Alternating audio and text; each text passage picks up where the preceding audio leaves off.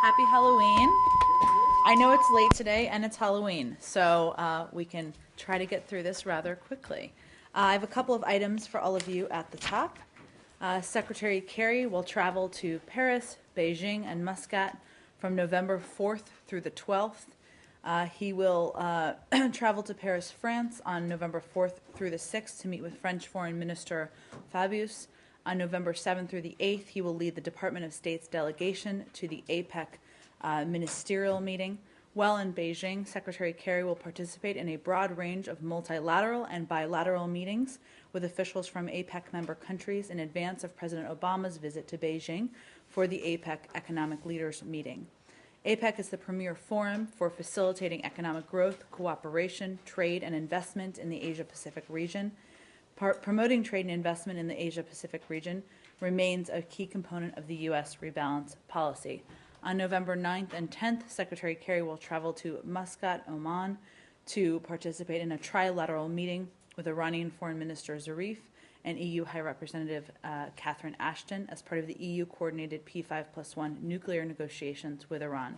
The Secretary will be accompanied by former Deputy Secretary of State Ambassador Burns, Undersecretary of State for Political Affairs Wendy Sherman, Senior Advisor Jake Sullivan, and the U.S. negotiating team. On November 10th through 12th, Secretary Kerry will return to Beijing to accompany President Obama during his visit to China to participate in bilateral meetings. Two more items. We welcome news of an EU-brokered gas deal between Russia and Ukraine that will secure gas to Ukraine and ultimately the rest of Europe through the upcoming winter. The agreement is a positive step. At the same time, we have grave concerns that separatists plan to go ahead with illegitimate and illegal elections in areas of eastern Ukraine on Sunday. The United States will not recognize the results. These elections violate the letter and spirit of the September 5th Minsk ceasefire agreement, which calls for elections in the east in line with the Ukrainian law on special status. Any moves to try to legitimize the results will undermine the Minsk agreement. We call on all nations to similarly reject the illegal effort and instead support the legal December 7th local elections. We also condemn the burning of a historic movie theater in Kiev yesterday that was screening an LGBT-focused movie. We call for a swift and transparent investigation into this repulsive act, which may also constitute a hate crime. As part of the newly launched comprehensive partnership, the United States and Malaysia held the fourth Senior Officials Dialogue, October 30th through the 31st in Washington, D.C. Assistant Secretary Russell welcomed Malaysian MFA Deputy Secretary General Ramlan and an interagency delegation. The United States and Malaysia took the opportunity to discuss a wide range of bilateral, regional, and global issues and agreed to hold the fifth Senior Officials Dialogue next year in Malaysia. Very short final one. Secretary Kerry called Ibu Menlu Marsudi on her appointment to be the new foreign minister in Indonesia. We look forward to working with the new working cabinet. With that, Lara. Thank you. I saw right before we came out the statement about executions in Anbar and wanted to talk a little bit about ISIL, both in Iraq and in Syria. One, what was your reaction to the new reports about the foreign fighter flow coming into Syria and Iraq, that the airstrikes have not seemed to stop this flow? And then also, I'm wondering if you saw the reports that some of the Peshmerga who went into Kobani over the last day or two have come out, and they're saying that Turkey isn't supporting them. If you have a reaction to that. Sure. Let me take the first one. As you know, cracking down on foreign fighters is one of the most important components of our effort to degrade and defeat ISIL. It's one of the 5 elements of the coalition and something that we are working with every member of the coalition on.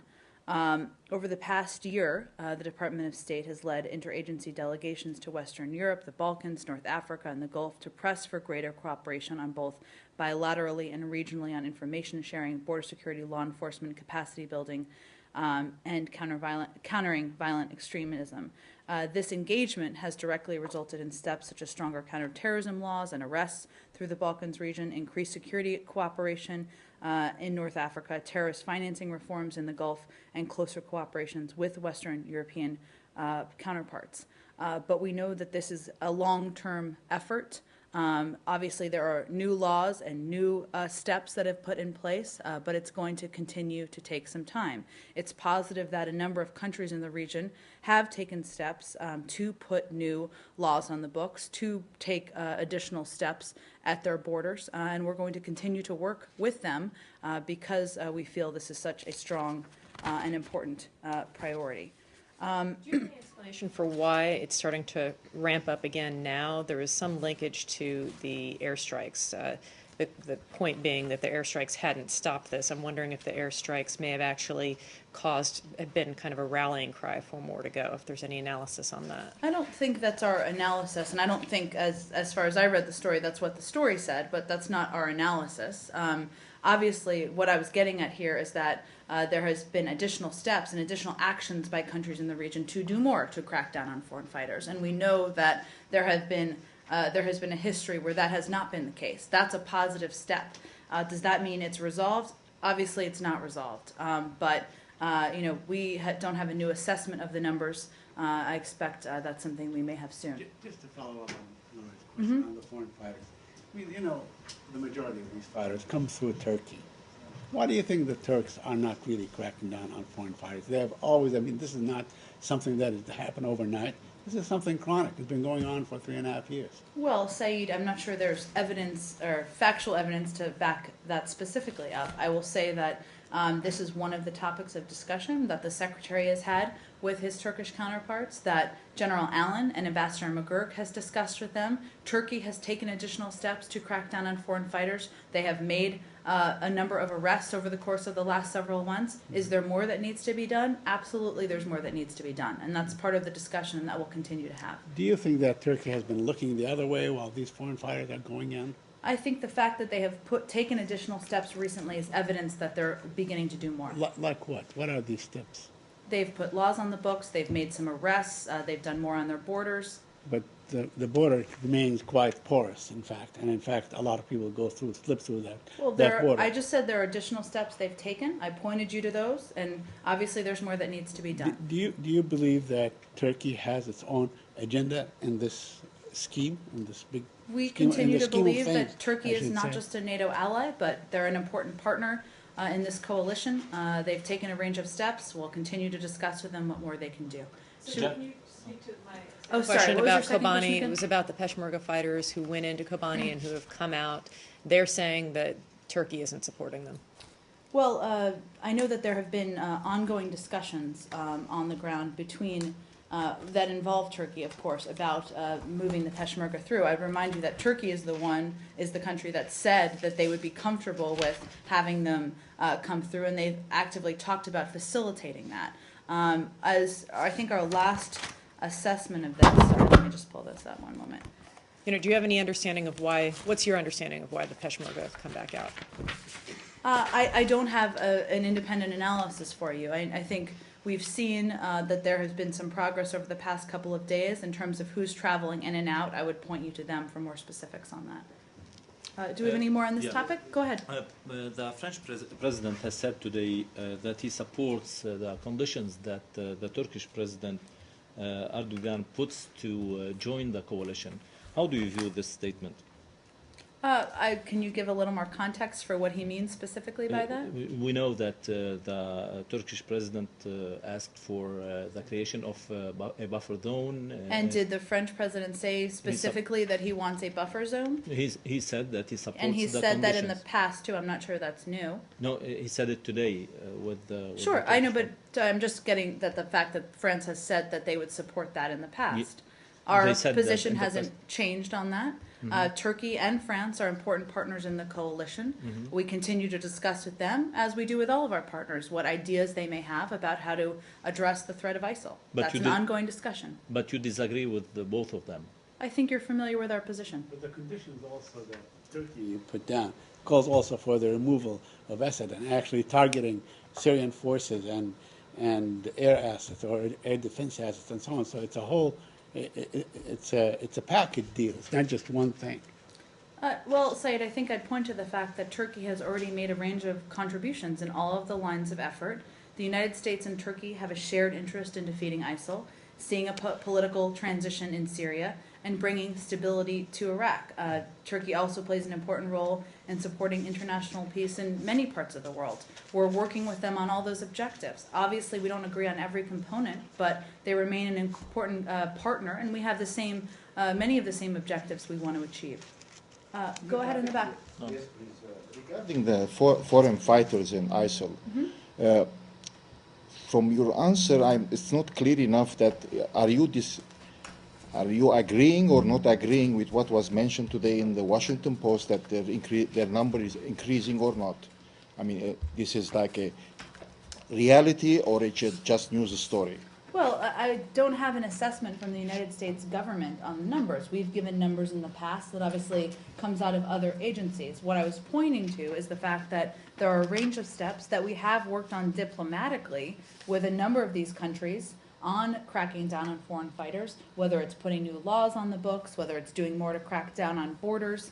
That's one of the primary topics of discussion as it relates to the coalition. The reason that I'm asking, because at the beginning of the year it was mentioned the number of around 5,000 or 6,000, and then by July it reached more than 15,000 people from 80 countries.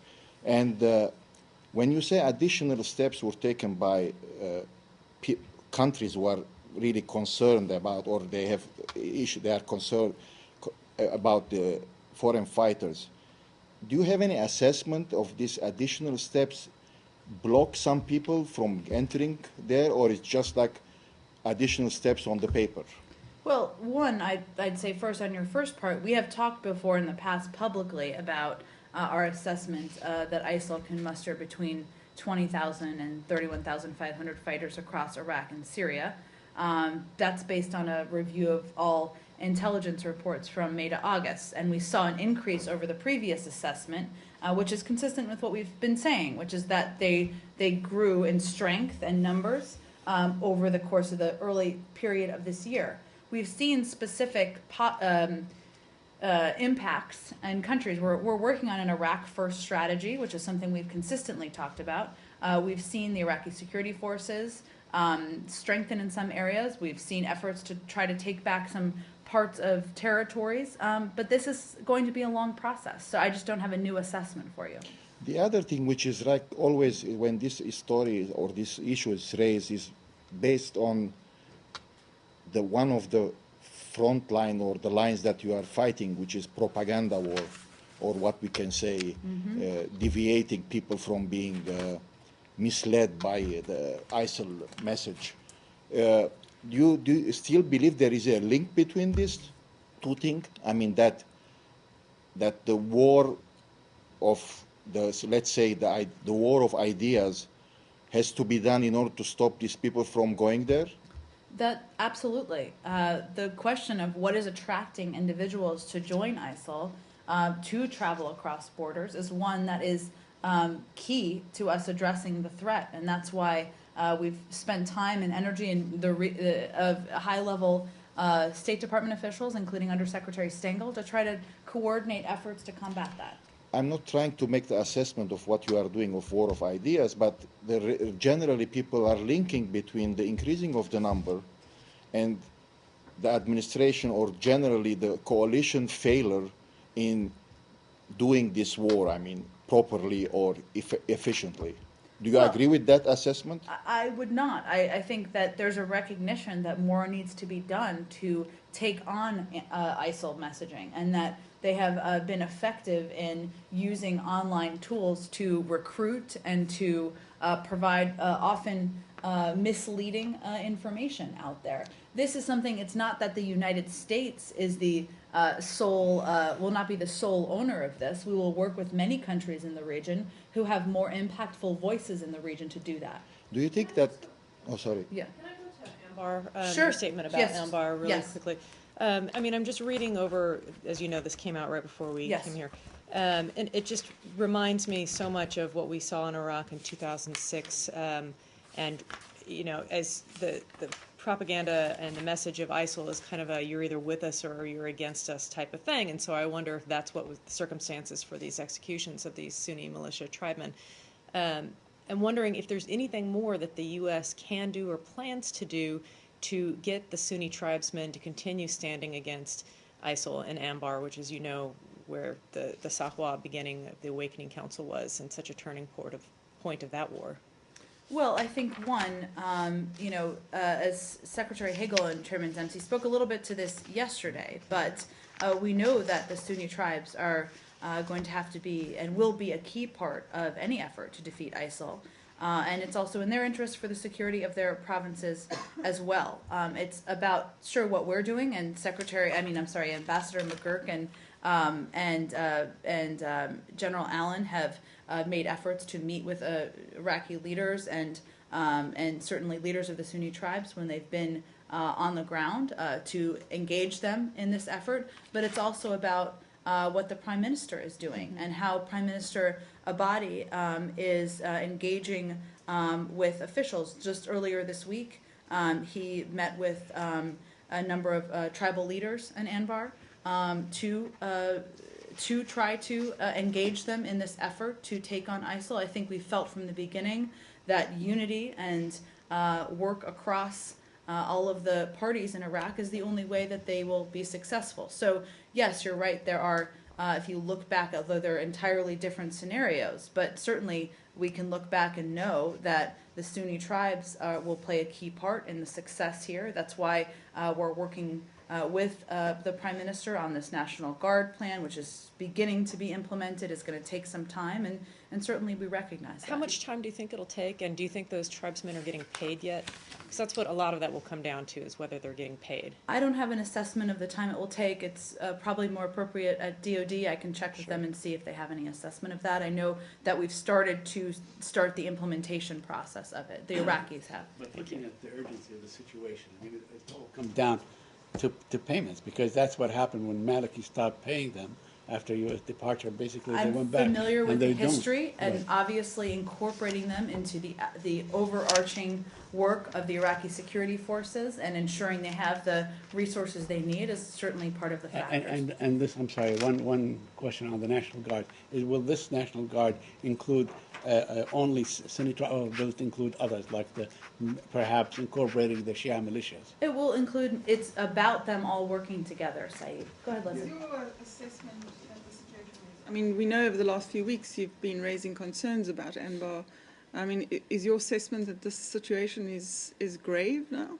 Well, as you know, there have been ups and downs. Is probably a too low key way of stating it, but in Anbar, and we've known this is one of the reasons that there have been numerous airstrikes by the United States, by partner nations in Anbar province, and it's an area where we of course are watching closely, and we're adapting our strategy as needed. But the province has been under severe threat since the beginning of this year, and the situation remains contested. So we've seen it have many ups and downs, and it's one of the reasons it's an area we're especially focused on. I think let's almost wrap this up so we can move to a new topic. But go ahead. Secretary Kerry said yesterday, answering a question, in Iraq, if we didn't get engaged, I don't know where ISIL would be today, maybe in Baghdad. What would happen then with Assad and deterioration if ISIL commanded even more territory? What did he mean by that, do you think? Well, he means that our engagement and work with the Iraqi government, which obviously they were the leaders on, to form a new government, to have leadership that ruled in a more inclusive manner, to assess the Iraqi security forces, to build a coalition to take on airstrikes, or to take on ISIL with airstrikes and military action, but also other components, has led to helping to push back ISIL from where it could have been. It's hard to prove it, but I think there's no question without these efforts, ISIL would have made more progress. But in his words regarding President Assad, that what would happen then with Assad and deterioration if ISIL commanded, did he mean that the U.S. doesn't want Assad to fall to the benefit of ISIL and ISIL takes control? No, I think our position has been consistent. I don't think he actually said exactly Yeah, as this you is said. from the transcript. I'm happy to look at the context, but I have to be honest with you. Our position has continued to be that we don't see a place for Assad. He's lost his legitimacy. I don't think he was inferring that at all. He was making the point that without our efforts and without our engagement, things would be far worse than they are today. And there are news stories today too saying that the U.S. is in discussion with Saudi Arabia, Russia, and Iran on the future of the Syrian president. Can you confirm these reports? Well, we've certainly been engaged with a range of countries to discuss how we can reach a political solution. We're obviously not there at this point. As I mentioned a little bit earlier, we're working on an Iraq first strategy. We've, of course, begun engaging militarily in Syria and otherwise. We want to get to a political solution there, so it's only natural we'd be talking to countries in the region about that. Sure. Oh, go ahead. Talking to Iran on Assad? Not more than you're aware of, Leslie. I was just the alarm bells. Sure, went off. go ahead. Can we go to the Palestinian issue? Sure. Okay. First of all, Secretary Kerry called Abbas today, and can you share with us? Sure. if there's You want to any- read out of, Yes, and he also right. spoke with Prime Right. Minister Netanyahu. I Right. believe it was last night. Let me just make Right. sure. Here's my little call cheat sheet. You just Uh-huh. caught me. Okay. Okay. Secretary Kerry spoke with Prime Minister Netanyahu last night and discussed the situation in Jerusalem and the importance of de-escalating tensions.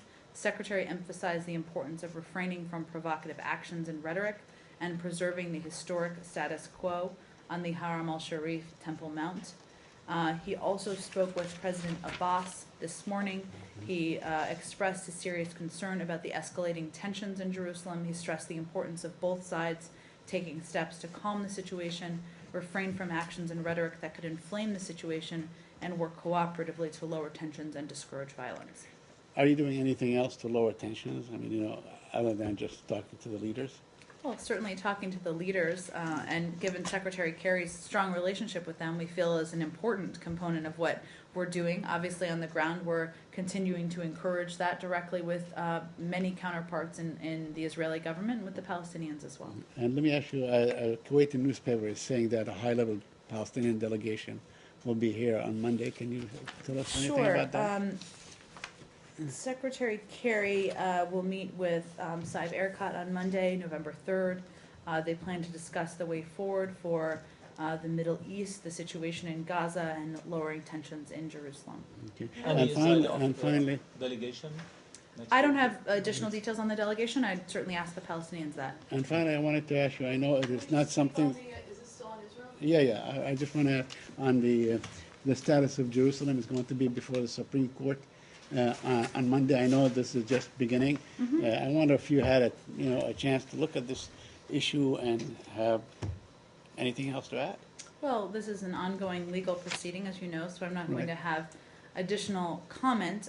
We have made numerous filings in this case, and certainly would refer you to those briefs for details of our positions. Obviously, the Department of Justice has the lead. For Israelis that are born in Tel Aviv, does it say Tel Aviv, Israel?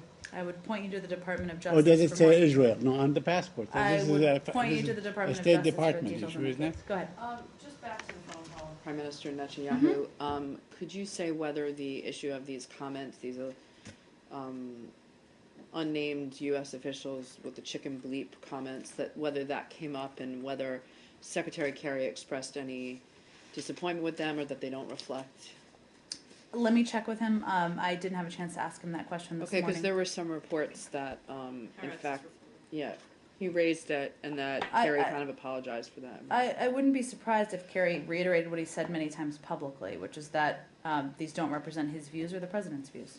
But I'll check with him. Would you be surprised if he apologized to Prime Minister I think he Netanyahu? likely reiterated it just as I said. Well, one more on Israel. Sure. The Israeli finance minister vetoed today new spending on infrastructure for Jewish settlement in the West Bank. How do you view this step? I hadn't seen that report. I'm happy to check on it. Go ahead. I wanted to ask you again on the issue of if a U.S. citizen was born or naturalized, let's say, in Bombay, India, does it say India or does it say, Bombay, India? I'd have to check on that for Okay, you. because, Said, I Said, want I'm to sorry, ask we have about to this move on issue. because it's Friday afternoon. Okay, let's do Burkina Faso. Was it a coup that happened today when the head of the armed forces took power? Well, we spoke about this a little bit yesterday. I don't have a ton new. Obviously, we're continuing to assess what's happening on the ground, so I don't have a new assessment or label at this point in time. Well, when the military takes over for a government without a democratic election, is that a coup? Well, at least we look at every situation. We look at every situation and make sure we make an evaluation based on the circumstances on the ground. Now, how do you anticipate that this will affect your significant security cooperation with Burkina Faso? Because it is used as a hub to do counterterrorism activities in the area, particularly against AQIM. Sure, it's just too early to assess that. We're certainly concerned about unfolding events. We regret the violence and the loss of life, and certainly call on all parties to avoid further violence and respect the constitutional process. But events are unfolding quickly, and we are, continue to track them. I expect we'll continue to have more to say as we know more. I mean, is there anything that you think needs to be, as they move forward? I mean, obviously, whether you would advise or press them to move quickly with elections or, to resolve this? Sure. Well, we have been in touch with senior officials in Burkina Faso, including with the president. We underscored our commitment to peaceful transitions of power through democratic elections and emphasized neither side should attempt to change the situation through extra-constitutional means. So obviously, we have concerns about what we're seeing on the ground, but we've also spoken in the past, and it continues to be our view that there are, limitations, term limits in place for reasons. So we express both. So you're of not those calling for him to be reinstated? I think we're conveying exactly as I said, and we're continuing to assess what's happening. Well, but are you calling for him to be reinstated or not? I would have said if we were. So that means no. I would have said if we were at least. Let's just finish this. Africa. Any more on Africa? I have one What on is the coup, but it's okay. Okay, good. Is that- On Sudan, was there a readout that you could give us between Secretary Kerry and the Foreign Minister of Sudan? Let me see if I have anything on that, Laura. I actually may. Hold on one second. That's what state media is reporting. Yes, I'm not. They did speak, but let me see if I have anything for you in terms of a readout of it.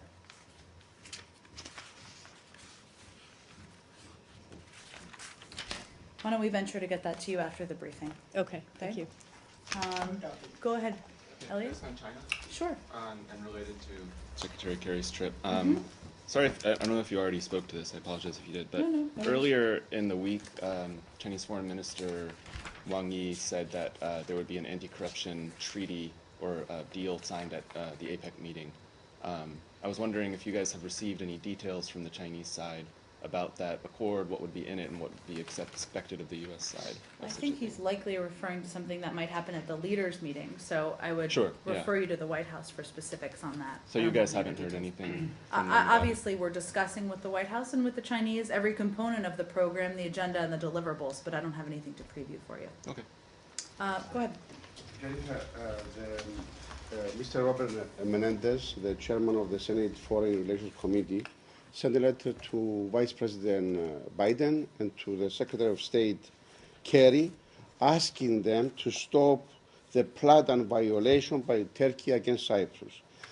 Do you agree with Mr. Menendez that what Turkey is doing is a violation of international law? Well, I'm certain we will reply to Chairman Menendez's letter, as we always do. You're familiar with our position on this issue, which certainly hasn't changed.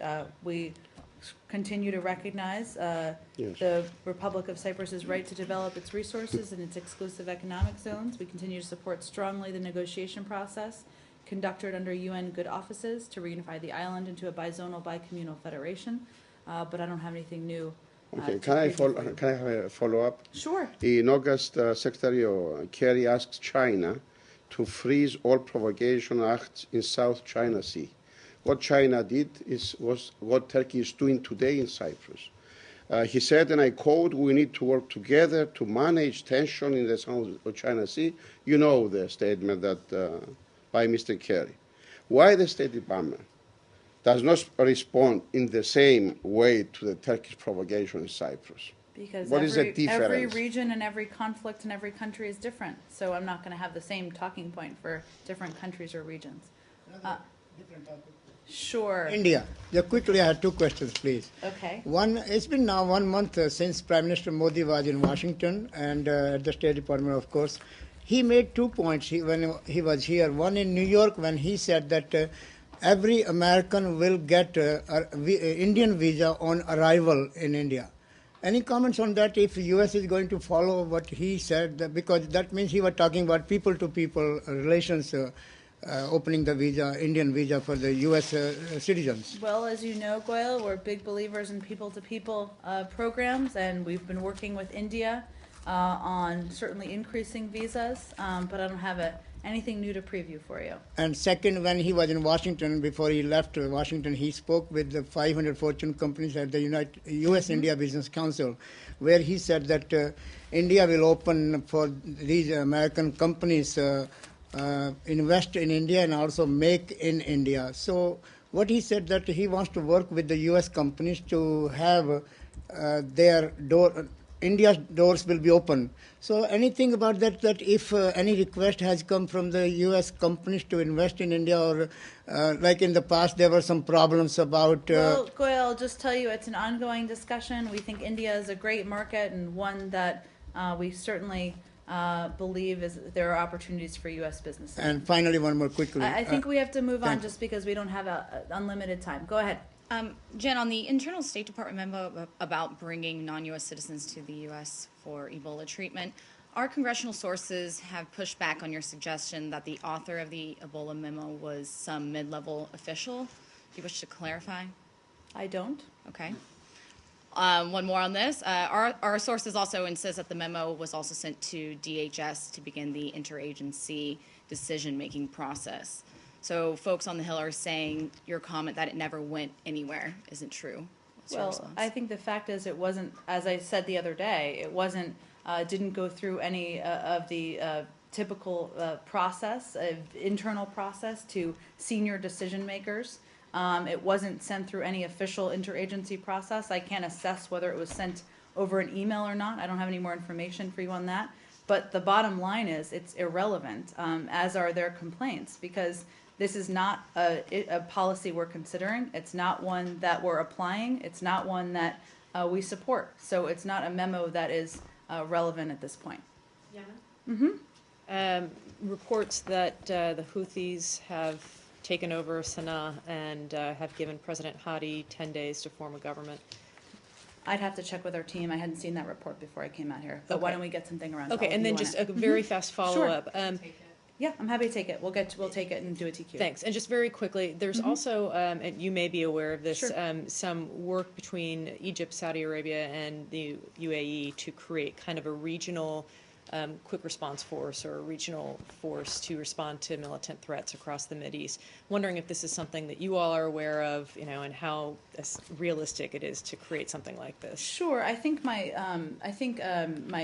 counterpart at the Department of Defense spoke to this and the fact that we're continuing to work with coalition partners, of which they are all members or partners, to determine how to best take on the threat of ISIL. So there's just an ongoing discussion. I don't have anything more for you in terms of what this wouldn't be necessarily ISIL. It could be for Yemen, for example, or in Libya, for example. It's just militancy response. I would point you to DOD. They're the most appropriate outlet for that. Well, I was just going to say, is that something that you would support without coordination with U.S. I think we'd have to see what it is. It's obviously just an initial report, and I'd point you to what my colleague at the Department of Defense said. Sure. Hey, Joe. Hi. Sorry for running in and out. Did you say boo? Yes. Oh, sorry, I cut Go off ahead, on Joe. Shad's great moment. Okay. Just very quick question. I wanted to ask about an American guy called Robert Allen Black, who apparently has disappeared in Abu Dhabi. They believe he's being held in jail, possibly for taking photos of the wrong things or something. Do you have any information about him? We are aware of the reports that a U.S. citizen has been detained in Abu Dhabi. We take our obligation to assist U.S. citizens overseas seriously. The U.S. Embassy in Abu Dhabi is providing all possible consular assistance, but I can't provide any additional Well, information. but wait a minute. You're aware of the report and you're providing consular assistance. Those two things are inconsistent. Has the gentleman been found and arrested, or? We don't have a Privacy Act waiver, Elise. There's not Okay. more I can share with all of you. Okay. Do we have any more? All right. Happy Halloween, everyone. Boo. Boo. This weekend.